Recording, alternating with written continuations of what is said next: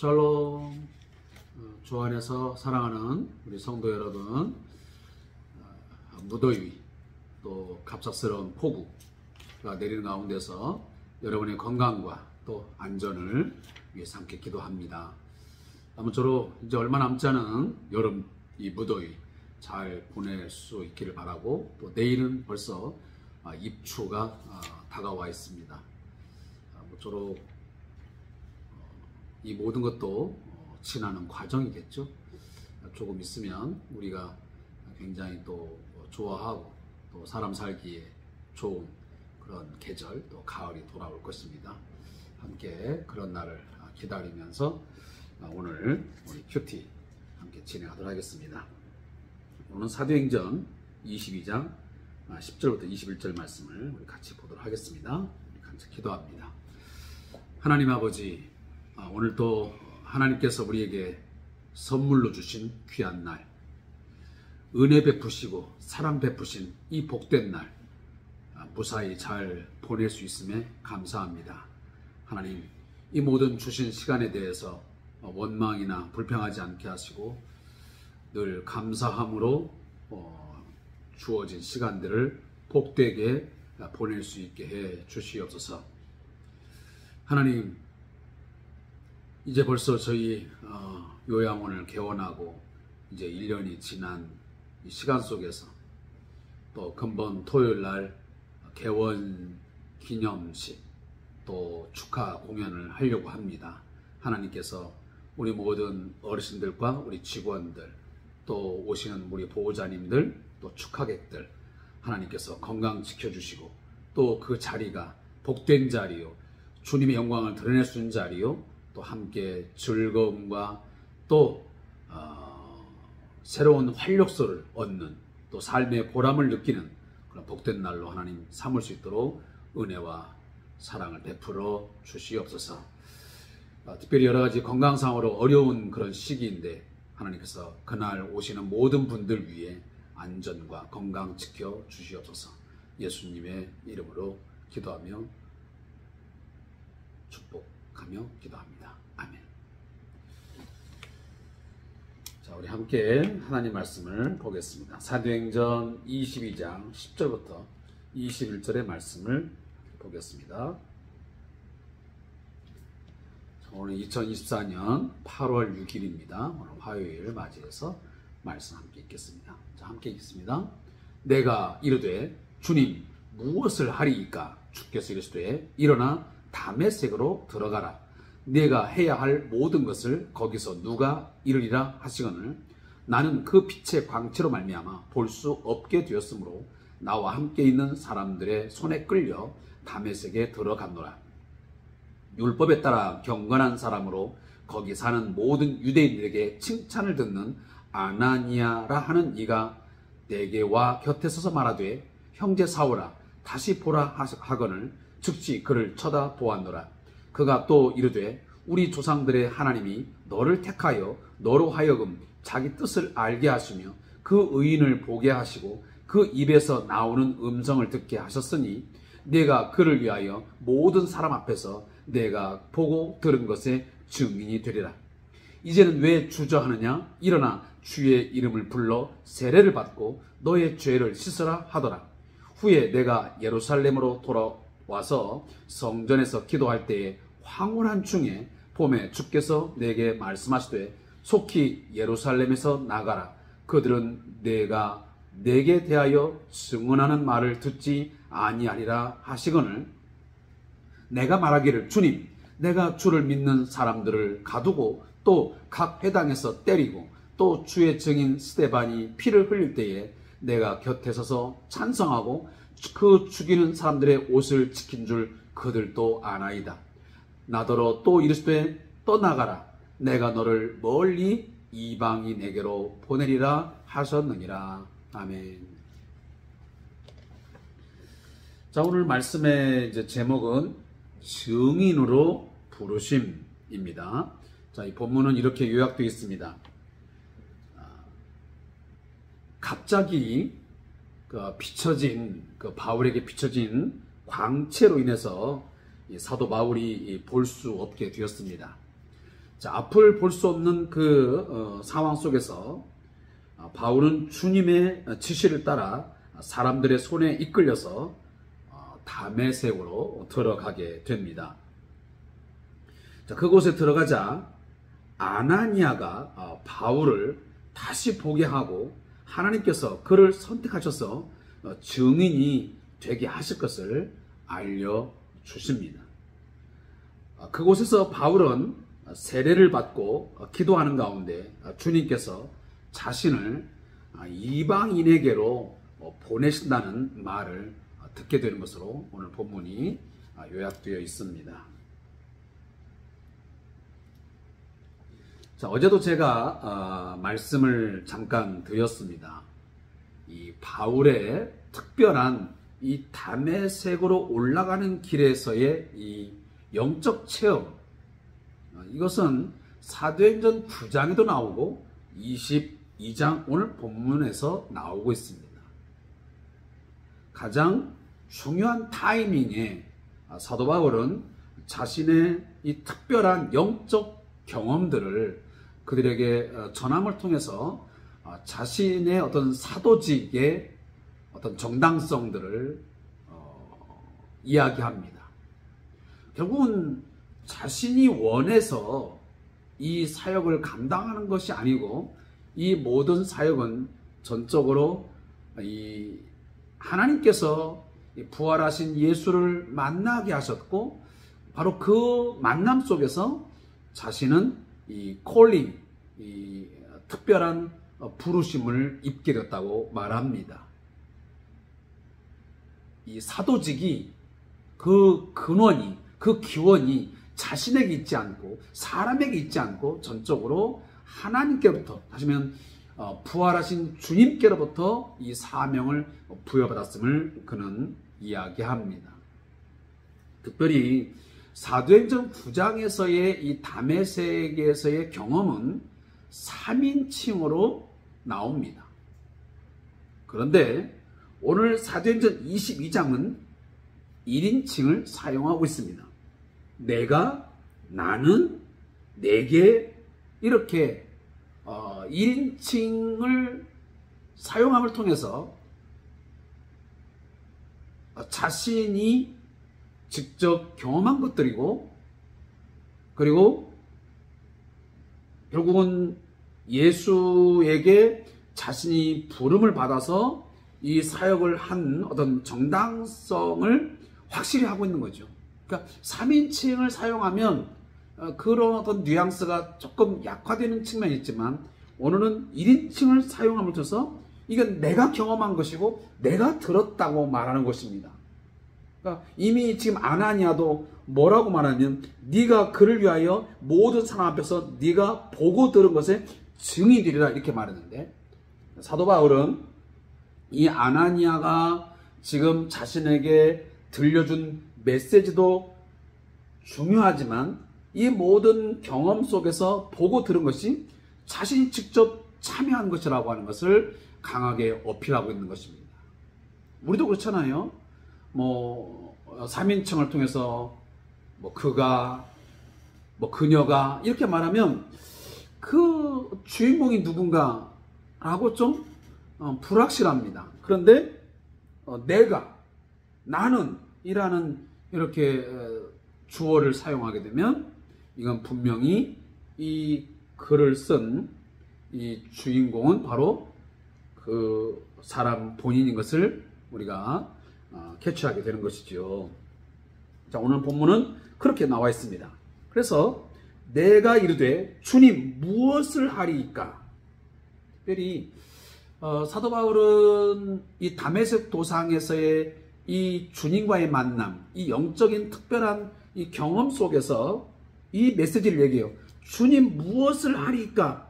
자신이 그 부활하신 예수님에게 질문을 던졌음을 말합니다. 그러니까 사도행전 9장에서는 그런 내용이 나오지 않습니다. 그런데 오늘 본문에서는 자신이 주님에게 무엇을 하리이까고 이렇게 신비한 경험 속에서 물었다는 것입니다. 물었더니 뭐라고 주께서 말씀하시면 일어나 다메섹으로 들어가라. 내가 해야 할 모든 것을 거기서 누가 이루리라. 결국은 다메섹에 들어가면 이 아나니아라고 하는 주님이 준비하신 이 선지자가 그에게 세례를 베풀고 그리고 다시 이제 그 눈을 떠서 보게 하는 회복시켜주는 그러한 어떤 매개체가 있을 것을 말씀을 하셨던 것입니다. 그러한 결과로 이제 결국은 자신이 빛의 광채로 말미암아 볼 수 없게 됐는데 다시 보게 됨을 돼서 이제 다메섹에 들어가서 그런 이제 경험을 하게 되는 거죠. 근데 여기에서 보면 이 사도 바울에게 세례를 베풀고 그의 눈을 뜨게 하는 어떤 매개체 역할을 하는 한 사람을 소개해요. 그게 바로 아나니아예요. 아나니아. 근데 아나니아에 대해서 오늘 성경은 뭐라 하면 율법에 따라 경건한 사람으로 거기 사는 모든 유대인들에게 칭찬을 듣는 아나니아라고 말해요. 그러니까 다시 말하면 이 바울에게 지금 이 말을 하고 있고 바울을 회복시켜 주게 하는, 그러니까 유대인들에게 뭔가 신뢰할 수 있는 중보자 역할을 하는 거죠. 자, 우리도 그러잖아요. 나와 누구 사이에서 어떤 매개체 역할, 중보 역할을, 중매쟁이를 할 때에 이 사람이 모든 사람들에게 신망이 두텁고 신뢰가 가는 사람이어야만 그 사람이 하는 말들, 또 소개하는 사람이, 소개받는 자도 마찬가지고 확신할 수 있잖아요. 신뢰가 가잖아요. 그런데 중매쟁이가, 그 어떤 매개체 역할하는 사람이 사람들에게 뭔가 신빙성도 없고 사람들에게 뭔가 신망이 두텁지 못하면 그 누구도 그 사람의 말을 믿어주지 않습니다. 자, 결론적으로 보면 지금 아나니아라고 하는 사람을 통해서 지금 사도 바울이 세례를 받고 그가 죄사함 받아서 이제 그가 해야 되는 사역에 대한, 다시 말하면 이방인의 사도로서의 사역을 하는 그런 메시지들을 받았다는 것입니다. 근데 그 아나니아가 어떤 사람이에요? 율법에 따라 경건한 사람으로서 유대인들에게, 특히 모든 유대인들에게 칭찬을 듣는 사람이었어요. 근데 지금 어제도 제가 잠깐 그 말씀을 드렸지만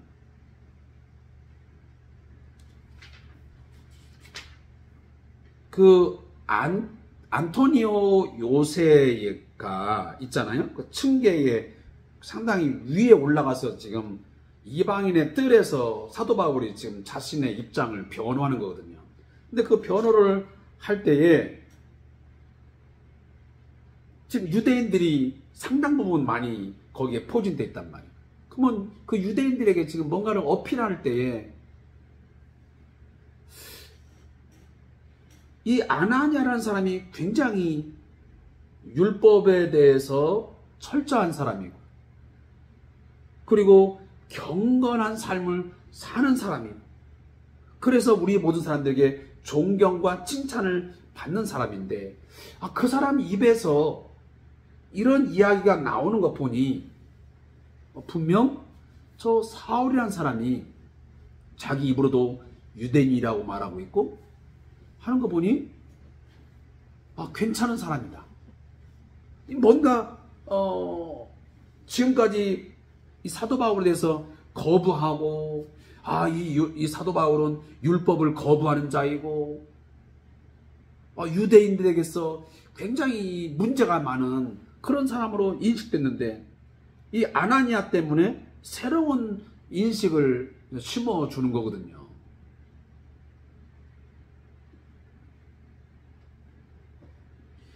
그러면서 이제 아나니아는 말합니다. 더 이상 사도 바울, 당신이 이제 주저하지 말고 세례도 받고 당신도 죄를 씻음받고 이제 나아가서 당신이 이제 해야 할 일이 있습니다 하는데, 지금 기도하는 가운데 어떤 것을 경험하게 되느냐. 18절에 보니까 속히 예루살렘에서 떠나가라. 그들은 내가 내게 대하여 증언하는 말을 듣지 아니하리라. 그러면서 21절에 보면 떠나가라. 내가 너를 멀리 이방인에게로 보내리라. 자, 예루살렘을 떠나야 되는 이유. 그 이유를 분명히 오늘 본문에서 말해. 다시 말하면 지금 바울에게 말하는 자의 음성이 바로 주님의 음성이었고, 그리고 바울이 예루살렘을 떠나야만 되는 어떤 동기, 그 이유가 뭐냐면 바로 이방인에게 복음을 증거하기 위해서입니다. 그러니까 십자가에서 죽으시고 부활하신 그 예수를 증거하기 위해서 주님께서 지시했다는 겁니다. 제가 초두에도 말씀드렸지만 지금 사도 바울이 예루살렘을 떠나고 그리고 지금 어디론가 결국은 로마로 향하게 되는 거죠. 이 곳을 향하여 가야 되는 그 이유, 그 분명한 확정적인 지시가 결국은 주님이었다는 거예요. 그의 시작도 끝도. 이게 굉장히 중요한 말입니다.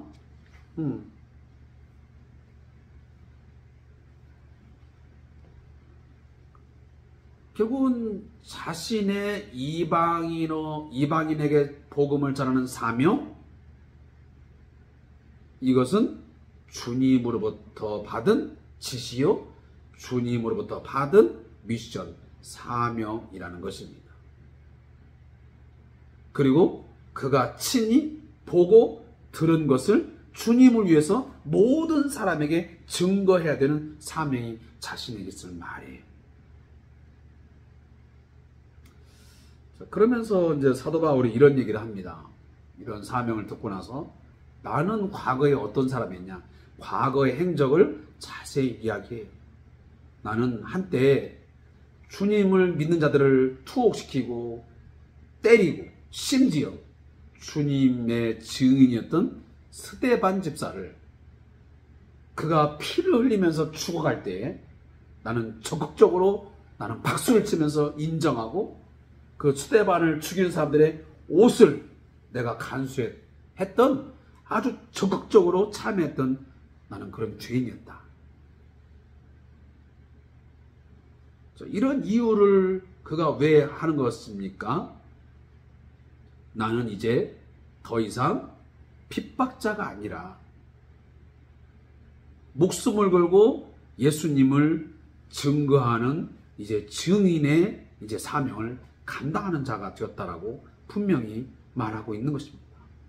내가 과거에는 주님을 믿는 자들을 핍박하는 자들로 이제 그렇게 살았지만 이제 지금의 내 삶은 완전히 이제 그 주님을 증거하는, 십자가에 죽으시고 부활하신 예수를 증거하는 그런 증인의 삶을 살게 되었다고 자신의 삶을 분명히 말하고 있는 것이죠. 이제 결론입니다. 사랑하는 성도 여러분, 우리는 지금 하루하루의 삶을 살아가는 이유, 내가 오늘도 이렇게 삶을 살아가야 하는 이유가 무엇인지를 정확히 하고 살아야 됩니다. 그러니까 사도 바울이 예루살렘을 떠나야 되는 이유가 뭐냐? 결국은 이방인의 사도로서의 사명을 감당하기 위한 거예요. 그리고 그것은 주님의 지시였어요. 그럼 우리는 어떻습니까? 내가 오늘도 아침에 눈을 떠서 출근을 해야 되는 이유, 내가 오늘도 사업장을 열고 이 사업을 경영해야 되는 이유, 그 이유가 주님의 지시라고 여러분 믿고 출발을 했습니까? 아니면 그냥 뭔가 마지못해서 그냥 돈을 벌어야 되니까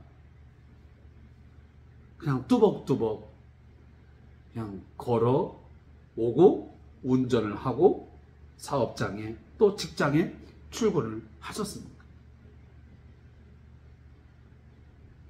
사람들에게 떠밀려서 어쩔 수 없이 온 자리였습니까? 아니면 주님의 주권적인 어떤 지시, 그의 명령이기 때문에 그것을 근거로 해서 확실한 사명감을 가지고 직장에, 사업장에 들어오셨습니까? 이건 굉장히 우리의 삶에서 중요한 문제입니다. 사도 바울의 그 삶의 어떤 이유, 목적들이 늘 분명해요. 그런 이방인의 사도로서의 사명감이 투철해 있고 그 모든 그의 행적들이 성령의 인도하심이었고 성령의 지시였고 주님의 음성이었고 주님의 지시였기 때문에 나는 오늘도 움직였고 나는 이동했고 자신은 떠났고 그 사명을 감당하고 있다는 거예요.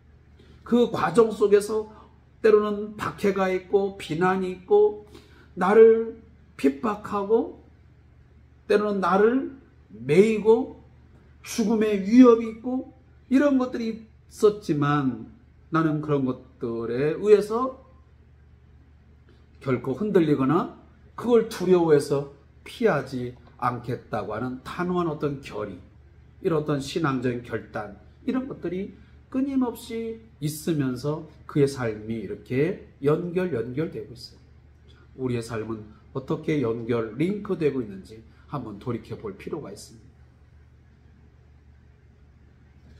자, 그러한 것들을 우리가 다시 한번 깊이 묵상하면서 오늘 큐티를 좀 마무리했으면 좋겠습니다. 증인으로서의 부르심.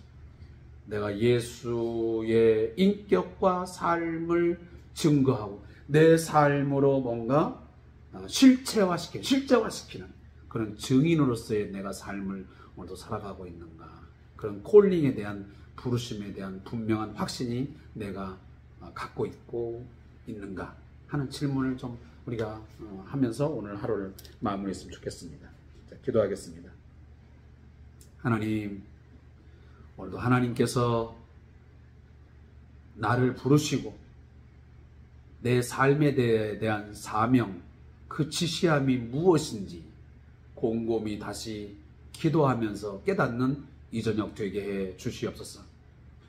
뭔가 사람들에 의해서 떠밀려가고 그냥 어쩔 수 없이 눈을 떠서 출근하고 사업장에 들어서는 그런 우리의 삶이 아닌 주님의 지시, 주님의 말씀에 순종하여 걸어가는 삶이요, 또 주님의 음성을 듣고 움직여지는 그런 삶의 우리의 발걸음들이 되게 하여 주옵소서. 오늘도 하루 동안 누구의 음성을 따라서 누구의 지시를 따라서 살아왔는지 돌이켜보게 하시고 내일의 삶, 또 다른 삶 속에서 하나님 주님의 지시, 주님의 음성 들으면서 매일매일 주와 함께 동행하는, 그리고 사명자로서의 삶을 살아가는 저희가 되게 해 주옵소서. 예수님의 이름으로 축복하며 기도합니다. 아멘.